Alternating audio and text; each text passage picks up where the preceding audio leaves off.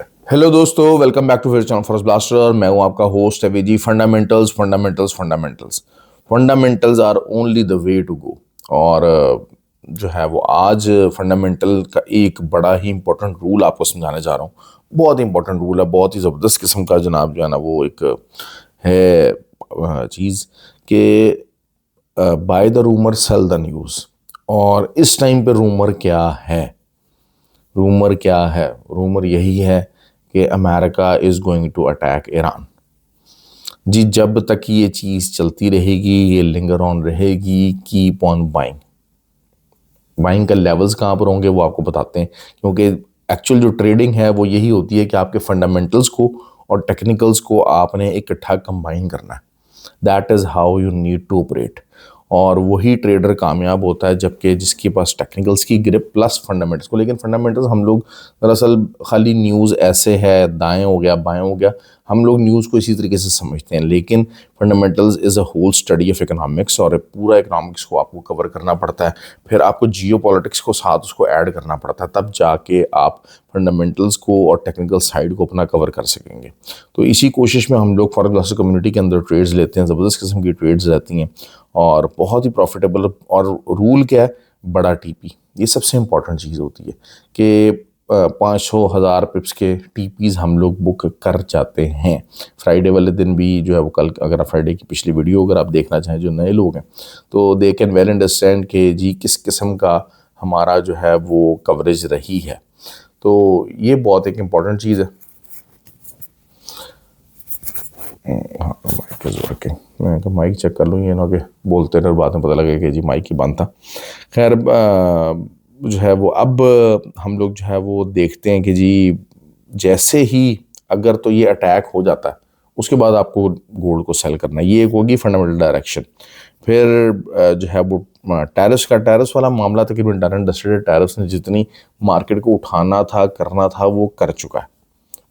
अब वो अंडरलाइन और बैक एंड पे चला गया, क्योंकि होता ही है कि एक जियोपॉलिटिकल इश्यूज होता है। जैसे कि एक दरमियान में इशू था रशिया और यूक्रेन वॉर का, वो बैक एंड पे चला गया। इसी तरीके से टैरिफ्स है ना, ये बैक एंड पे जा चुके हैं। अब इस टाइम पे जो इशू चल रहा है वो ईरान वर्सेस यूएस है। तो ये एक है, जैसे ही यूएस अगर अटैक करेगा ईरान के ऊपर तो लेकिन वो ये कि एक बेसिकली एक फेस सेविंग वाला अटैक होना है। तो उसके बाद फिर आपका जो न्यूज़ गोल्ड और ये सिल्वर सेलिंग की तरफ जाएगा, उससे पहले पहले बाय होता रहेगा। अब मंडे वाले दिन के लिए हम लोग बाय क्या एक्सपेक्ट कर सकते हैं? और देयर इज़ अ पॉसिबिलिटी, क्योंकि मारूबूज क्लोज हुई हैं और मारूबूज का अच्छा जी। फ्री व्हाट्सएप ग्रुप ज्वाइन करने के लिए ऑक्टाफेक्स, एक्सनेक्स और जो दुबई के पर्टिकुलरली जो के हैं और जो बड़ा अकाउंट जिन्होंने बनाना है, उनके लिए इक्विटी ब्रोकर का लिंक वीडियो के डिस्क्रिप्शन मौजूद है। आप वहाँ से अकाउंट बना के you can be the part of the group. ठीक हो गया। अब जो है वो चीज़ क्या हो सकती है? गोल्ड जो है वो गैप अप हो सकता है। और गोल्ड की जो रेजिस्टेंस है गोल्ड इस टाइम पे क्योंकि बुलिश जा रहा है, और वीकली भी बुलिश कैंडल क्लोज हुई है और वॉल्यूम भी अच्छा आया है उसके अंदर। तो दिस मीन्स कि हाँ जी, it can go further up. लेकिन मौका कहाँ मिलेगा? देखें, एक सिंपल सी एक इनिशियल स्टेज की अगर बात करते हैं, 5065 के नीचे का आपको असर रखना पड़ेगा। ये तो एक पीरियड बाद डन होगी कि जी आपको ये चीज़ करनी पड़ेगी। और फिर ये है कि 5145 से दोबारा रिट्रेसमेंट ले सकता है और 5000 को सपोर्ट बना के दोबारा ऊपर जा सकता है। लेकिन ऊपर कहाँ तक जा सकता है? 5190, 5200 तक कर लीजिए, ये ऊपर वहाँ तक जा सकता है। ठीक हो गया। ये हो गई गोल्ड की सिंपल स्टोरी। के नीचे मैंने आपको बता दिया 65 के नीचे का आप ऐसा रखें। बाकी है कि जो ऊपर नीचे अगर कोई चेंजेस होती है तो मैं फिर वो ग्रुप के अंदर ही अपडेट कर देता हूँ। कोशिश होती है कि मिड डे अपडेट इसको दे दी जाए। सिल्वर की बात करते हैं जी। सिल्वर जो है वो भी हमारा बहुत ज़्यादा बुलिश गया। Silver has the legs to go up to the level of 90 और 92। लेकिन बहरहाल लेवल टू लेवल अगर हम बात करते हैं तो आपको अगर जो है वो 83.65 ये एरिया, अगर वाली बात है, मुश्किल हो जाएगा। लेकिन अगर ये मिल जाता है तो इसके नीचे का, आसपास का नीचे का असर रखेंगे और हम बाय उसको करेंगे। मतलब बेसिकली 83.65 का जो एरिया जब वो कट ऑफ में आएगा तो फिर हम बाय की तरफ जाएंगे। और आपको जो है वो बाइंग जो है वो it is something very important. और बाइंग की साइड के ऊपर जाएंगे और हमारा जो TP1 है वो पहले होगा 86.50 एंड देन 88.93 एंड देन 90। ये हमारे टीपीज़ लंबे हो सकते हैं और मंडे वाले दिन ही अच्छी खासी मूव आपको मिल सकती है। साइडवेज मूव वाला मामला मुझे मुश्किल लग रहा है, क्योंकि फंडामेंटल पुश काफ़ी ज़्यादा है इसके पीछे, और फंडामेंटल पुश जब होता है तो फिर दुनिया ज़रा जल्दी बाइंग और चीज़ों को उसी को लेकर करने की कोशिश करती है। जापान का बैंक हॉलीडे है मंडे वाले दिन, तो जिसकी वजह से थोड़ा सा ज़रा एशियन सेशन डाउन रहता है, लेकिन but still China is more than enough to create the volatility in the market, और वो इंशाल्लाह चलेगा। फिर ऑयल की हम बात करते हैं जी, क्योंकि ज़ाहिर बात है कि ईरान का मसला हो, गल्फ़ का मसला और ऑयल की प्राइसेस के ऊपर इम्पेक्ट ना आए, तो उसी इम्पेक्ट के अंडर प्राइसेस बुलिश रह रही हैं। लेकिन मैं बता दूं बात, जितना भी ये बुलिश जाएगा, सब कुछ होगा, in the end it will end up as a good area and good selling opportunity for those who haven't taken the sells from upper side। कि जो बहुत सारे लोग इंतज़ार कर रहे थे कि जी अगर हमें गोल्ड 69 पे मिल जाए और 70 अगर मिल जाता तो 70, तो फिर आप जता दें बेच के सेल वाली कहानी है, क्योंकि एक बहुत बहुत तगड़ी रेजिस्टेंस है, क्योंकि बहुत अरसा सपोर्ट रही है ऑयल की। ऑयल के ऊपर हम लोग, दरअसल मसला ये है कि बहुत सारे लोग जो ट्रेड नहीं करना चाहते, हम लोग बहुत सारे लोग कहते हैं जी करेंसी पेयर्स के ऊपर ट्रेड करवा लें, हमें गोल्ड के ऊपर ट्रेड करवा लें, इसके अलावा हम लोग बाहर नहीं निकल सकते। ये वाला जो एटीट्यूड है आपको छोड़ना पड़ेगा, आपको छोड़ना पड़ेगा। अच्छा, बीटीसी की हम लोग बात करते हैं। देखिए, BTC is in an accumulation zone. BTC अपना एक्यूमुलेट कर रहा है, यहाँ पर बहुत सारी एक्यूमुलेशन हो रही है, और जिसकी वजह से बीटीसी आपको 72,500 73,500 तक, 74 बल्कि कर लीजिए, जो प्रीवियस हाई था 74 से 78 का एरिया जो है ना, अगर मिलेगा तब हम उसको सेल देखेंगे।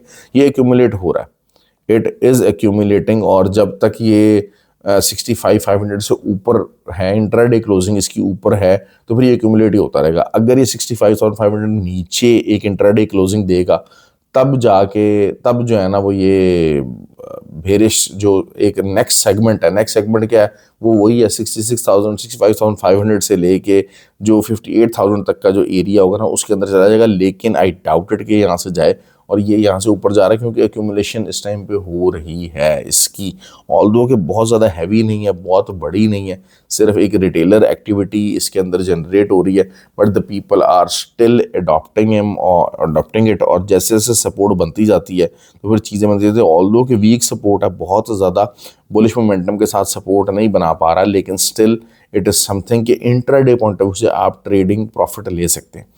फिर एक बहुत ही ज़्यादा जनाब जो है ना, वो एक बात मैं करने लगा हूँ, उसका काफ़ी ज़्यादा लोग जो समझदार लोग हैं वो शायद काफ़ी बुरा मना जाएंगे। देखिए, दुनिया में ना स्कैम्स कौन से कामयाब होते हैं? दुनिया में वो स्कैम्स कामयाब होते हैं कि जिनको गरीब गुरबा अडॉप्ट करते हैं, और जो ट्रेडिंग के अंदर जितने गरीब हैं उनको जो दिखाया जाता है ना कि जी ये मंजन, वो आप कहाँ से क्या चीज़ उसको आप अडॉप्ट कर सकते हैं, वो होता है थ्रू प्रॉप फर्म्स, कि जी $200-250 दे दें, $500 दे दें, और $1,00,000 की फिगर बहुत बड़ी, अच्छा यार $1,00,000 मुझे मिल जाएगा। तो मैं अक्सर ये मिसाल देता हूँ कि भाई, आपके कहने पे घर में दूसरी दफ़ा आपको सालन नहीं दिया जाता, आपके लिए कोई जो है वो घर में जब सब्ज़ी बनती है तो सबसे जो बची कुछ सब्ज़ी होती है वो आपको दी जाती है। तो आपको भाई कोई भी अननोन बंदा $1,00,000 क्यों दे देगा $400-500 डालने से? $500 $600 के, आपकी इतनी हाईली स्किल्ड आप नहीं हो। हमेशा एक बात याद रखिएगा, पैसा वहाँ इन्वेस्ट किया जाता है जहाँ वैल्यू होती है या वैल्यू दिखाई जाती है।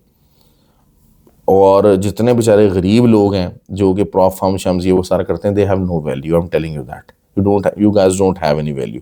मेरी बातें बहुत हार्श लग रही होंगी बहुत सारे लोगों को, लेकिन रियलिटी में लाना चाह रहा हूँ। तो पहले क्रिएट द वैल्यू, और वैल्यू वही है जो आप अपने फंड के साथ जनरेट करते हैं। एक दफ़ा आपकी वैल्यू क्रिएट होना शुरू हो जाएगी, वैल्यू जनरेशन होना शुरू हो जाएगी, लोग पैसा लेके आपके पीछे भागेंगे। लेकिन ये जो छोटी हथौड़ी फार्मूले हैं, शॉर्टकट्स फार्मूलाज हैं, ये सिर्फ स्कैम के ज़रिए हैं और कुछ भी नहीं है। बहुत सारे लोग कहेंगे और नहीं जी ये ऐसे होता है, ये फलाना प्रॉप फर्म ये कर रहा है वो कर रहा है।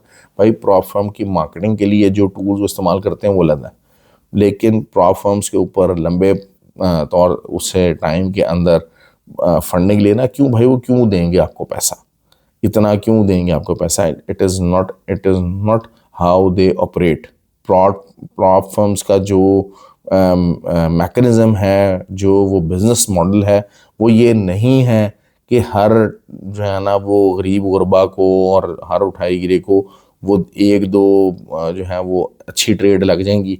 आप देखें ये जो उनके चैलेंजेस हैं, वो तो आप इमेजिन करें कि एक से दो अच्छी ट्रेड्स लग जाएं तो चैलेंज पार हो जाते हैं जो वो आपको देते हैं। तो आप दो एक अच्छी ट्रेड्स लगा के तो वो आपको $1,00,000 क्यों दे देंगे भाई? आपने कौन सी को बड़ी कोई जो है वॉल स्ट्रीट सर्टिफिकेशन कर लिया है वो दो चैलेंजेस पास करके? That is not how how it operates. और यहाँ पर बहुत सारे लोग प्रॉप फर्म्स बेच रहे हैं, क्यों? क्योंकि वो गरीबों को एक ट्रैप करने का बहुत आसान तरीका है। गरीब गरीब गुरबा बेचारे उस सोच के साथ, उस चीज़ के साथ बहुत जल्दी ट्रैप हो जाते हैं। तो लेकिन मैं I truly disagree what they have been doing. लेकिन चूंकि अवाम है, होप्स हैं, और होप जो है वो दुनिया का सबसे बड़ा फ्रॉड है। जो उम्मीद है ना, वो सबसे बड़ा फ्रॉड है, ये मैं बताना चलूँ। और उम्मीद जो है वो दुनिया में किसी से नहीं लगानी चाहिए, खुद मेहनत करनी चाहिए, खुद काम करना चाहिए, सीखना चाहिए, जैसा कि हम लोग अपने ग्रुप के अंदर सिखाते हैं, करते हैं, बताते हैं। ख्याल रखिए अपना। Have a good day. Thank you very much. और वीडियो को लाइक और शेयर करने का बहुत ज़्यादा शुक्रिया।